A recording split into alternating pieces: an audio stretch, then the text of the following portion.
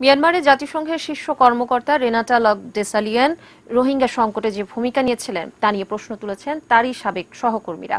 সাবেক কয়েকজন জাতিসংঘ কর্মকর্তা এবং ত্রাণকর্মী বলেন, রোহিঙ্গা প্রসঙ্গে জাতিসংঘের অফিসে কোনো কথা বলতে পর্যন্ত বারণ করেছিলেন ডেসালিয়ান। মিয়ানমারে জাতিসংঘ এবং বিভিন্ন ত্রাণ সংস্থার সূত্রগুলো বিবিসির কাছে এই অভিযোগ করে। জাতিসংঘের একজন সাবেক কর্মকর্তা অভিযোগ করেন যে মিয়ানমারে জাতিসংঘের প্রধান কর্মকর্তা মানবাধিকার কর্মীদের রোহিঙ্গা অধ্যুষিত এলাকায় যাওয়া থেকে বিরত রাখতে চেয়েছেন। তবে মিয়ানমারে জাতিসংঘ দফতর বিবিসির ওই রিপোর্টে উঠে আসা অভিযোগ অস্বীকার করেছেন। শরণার্থীদের জন্য জাতিসংঘ ত্রাণ সাহায্য পাঠিয়েছে এবং মিয়ানমারের কর্তৃপক্ষের নিন্দা করে কঠোর ভাষায় বিবৃতি দিয়েছে। কিন্তু এই সংকটের পূর্ববর্তী 4 বছর ধরে মিয়ানমারে জাতিসংঘের কার্যক্রমের প্রধান রেনাটা লকডেসালিয়ান রোহিঙ্গা ইস্যুতে যে ভূমিকা পালন করেন তা নিয়ে অনেক অভিযোগ তুলেছেন তারই সাবেক সহকর্মীরা।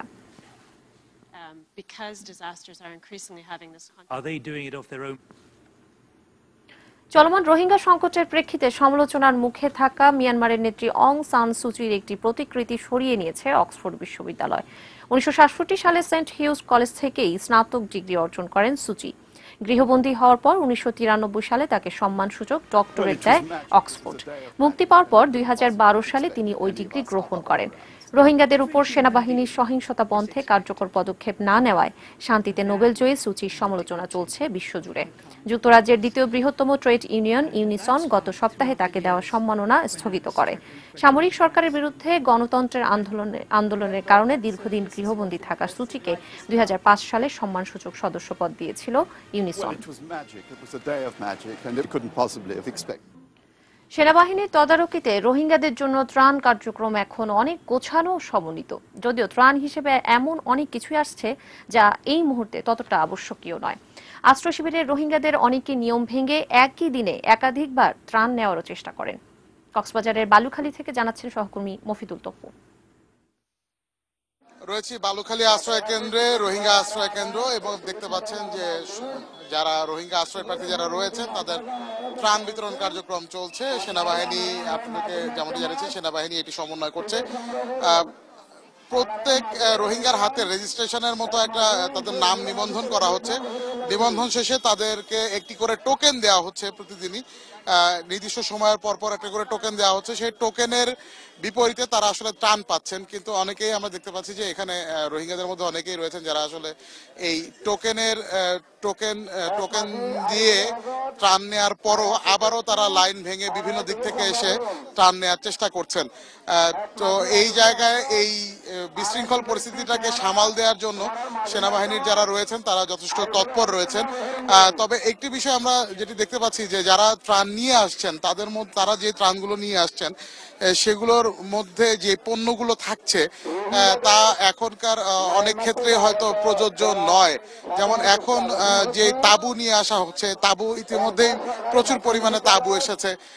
অনেকে হয়তো রান্না করা খাবারও নিয়ে এসেছিলেন শুরুর দিকে, কিন্তু সেই রান্না করা খাবারগুলো এখন আসলে আর এখানকার এখানে যারা রয়েছেন আশ্রয় প্রার্থী, রোহিঙ্গা আশ্রয় প্রার্থী, তারা আসলে রান্না করা খিচুড়ি বা এগুলো কিছু খেতে যাচ্ছে না। তারা চাচ্ছেন একটু ডাল ভাত খেতে। এবং আজকেও আমাদের সঙ্গে অনেকেই কথা বলেছেন যে একটু ভাত খাওয়ার জন্য তারা বলছেন। হয়তো তারা ত্রাণ হিসাবে পেয়েছেন ময়দা, বা ত্রাণ হিসাবে পেয়েছেন নুডলসের প্যাকেট পেয়েছেন, পানি পেয়েছেন। এই ধরনের পণ্যগুলো আসলে তারা তাদের খাদ্যাভ্যাসের সঙ্গে যায় না, যে কারণে তারা আসলে এই ধরনের ত্রাণগুলোর পাওয়া সত্ত্বেও চালের জন্য একটু হাহাকার করছেন।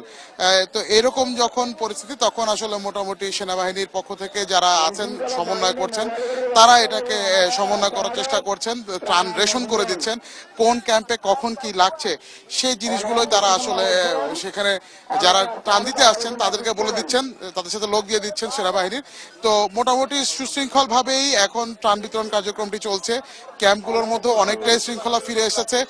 শুরুর দিকে যে বিশৃঙ্খল অবস্থা ছিল সেই অবস্থা থেকে অনেকটাই সরে এসে এখন পুরো রোহিঙ্গা ক্যাম্পগুলো, রোহিঙ্গা আশ্রয় প্রার্থীদের যে ক্যাম্পগুলো, সেই ক্যাম্পগুলো আসলে একটি সাংগঠনিক, একটু প্রাতিষ্ঠানিক, সুসংগঠিত চেহারা পেয়েছে।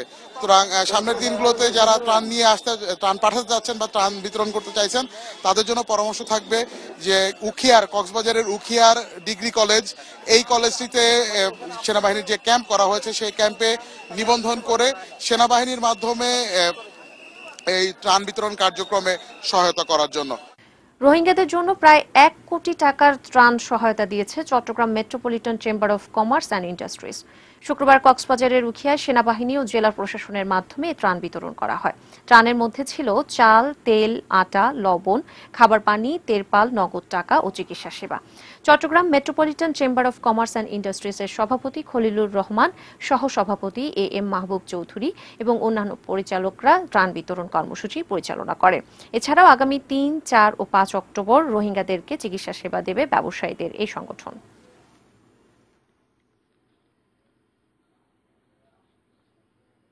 গভীর সমুদ্র বন্দর কেন্দ্রিক ব্লু ইকোনমির স্বপ্ন বাস্তবায়নের ধীর গতির কারণে বড় ধরনের অর্থনৈতিক ও কৌশলগত ক্ষতির মুখে পড়তে পারে বাংলাদেশ। বিশ্লেষকদের আশঙ্কা, জ্বালানি নিরাপত্তা নিয়ে বাংলাদেশ যে ঝুঁকিতে রয়েছে তার সদ্ব্যবহার করে মিয়ানমার নিজেদের দিকে টেনে নিচ্ছে বিপুল বিদেশি বিনিয়োগ। ফলে দক্ষিণ এশিয়ার রাজনীতি ও অর্থনীতিতে বাংলাদেশের পিছিয়ে পড়ার আশঙ্কা প্রবল। মফিদুল তপুর রিপোর্ট। মিয়ানমার ও ভারতের কাছ থেকে বাংলাদেশ তার সমুদ্র সীমা বুঝে পাওয়ার পর সবচেয়ে বেশি উচ্চারিত হয়েছে ব্লু ইকোনমি শব্দটি, অর্থাৎ সামুদ্রিক সম্পদ আহরণ ও গভীর সমুদ্র বন্দর নির্মাণ করে দক্ষিণ এশিয়ার বাণিজ্যিক কেন্দ্রবিন্দুতে পরিণত হওয়ার মহাপরিকল্পনা।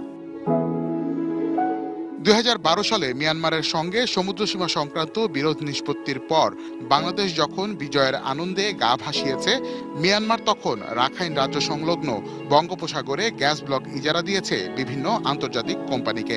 ফলাফল, নতুন খুঁজে পাওয়া অফশোর গ্যাস সহ মিয়ানমারের গ্যাস মজুদ এখন 27 ট্রিলিয়ন ঘনফুট, যা আরও বাড়ার সম্ভাবনা রয়েছে। বিশ্লেষকরা বলছেন, সুলভে জ্বালানি সরবরাহ নিশ্চিত থাকায় বিনিয়োগের জন্য বহুজাতিক কোম্পানিগুলোর কাছে মিয়ানমার এখন বাংলাদেশের চেয়েও বেশি আকর্ষণীয়। নিঃসন্দেহে যা বাংলাদেশের অর্থনীতির জন্য ঘোরতর এক অশনি সংকেত। যেটা আমাদের খুব দ্রুত চিন্তা করা উচিত এবং সেদিকে এগুনো দরকার, সেটা হচ্ছে যে কোথায় ডিপসি পোর্টটা হবে এবং ওই ডিপসি পোর্টের সাথে কানেক্টিভিটি, রিজিওনাল কানেক্টিভিটিটা কী হবে সেই বিষয়ে একটা চূড়ান্ত সিদ্ধান্ত এবং বিনিয়োগ কার্যক্রম, যেটা 10 বছর মেয়াদী হতে পারে বা 15 বছর মেয়াদী হতে পারে, সেটা শুরু করে দেওয়া। দেরি করলে আমরা কিন্তু লেফট আউট হয়ে যেতে পারি এই ক্ষেত্রে। সে ভয়টা ডেফিনেটলি সেটা আছে এবং সেদিকেই কিন্তু আমরা এগুচ্ছি, কারণ আমরা বেশ অনেক বছর ধরেই সিদ্ধান্তহীনতায় ভুগছি। একটা ডিপসি পোর্টের প্রয়োজন আমাদের এখানে থাকলে এটা কিন্তু ইন্ডিয়ার হিউজ প্রয়োজন, চায়নার জন্য এটা প্রয়োজনীয়। এখন সেটার যদি ফ্যাসিলিটিস তারা মায়ানমার থেকে পেয়েই যায়, তখন কিন্তু আমাদের দিকে আসবে না, মানে টপ প্রায়োরিটি লিস্টে চলে যাওয়া উচিত। হ্যাঁ, পদ্মা ব্রিজ আমাদের প্রায়োরিটি লিস্টে আছে। এখন আমার কাছে মনে হচ্ছে এই মুহূর্তে deep sea port is more priority, should be given more priority than anything else.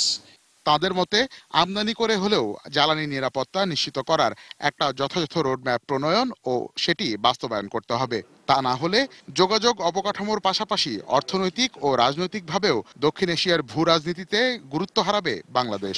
একটা ডিপসি পোর্ট আমাদের নিজেদের জন্যই লাগবে, কিছু আর লাগুক আর না লাগুক, কাজে সেটার সামনে রেখেও আমাদেরকে এগোতে হবে।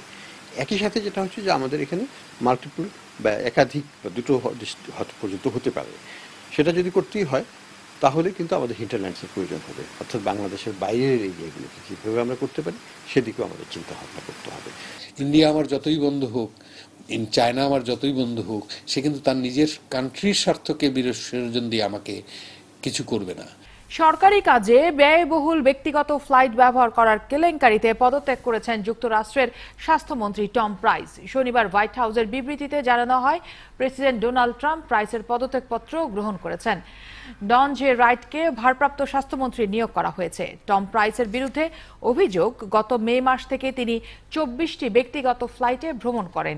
এতে $2,23,000 ব্যয় হয়। অভিযোগে বলা হয়, করদাতারা এসব ফ্লাইটের খরচ বহন করেন। অভিযোগ ওঠার পর প্রাইস দুঃখ প্রকাশ করে ক্ষমা চেয়েছেন। যুক্তরাষ্ট্রে পেশাগত কাজে সরকারি কর্মকর্তাদের বাণিজ্যিক ফ্লাইটে ভ্রমণের নিয়ম রয়েছে, তবে এই নিয়মের বাইরে জাতীয় নিরাপত্তা কর্মকর্তারা।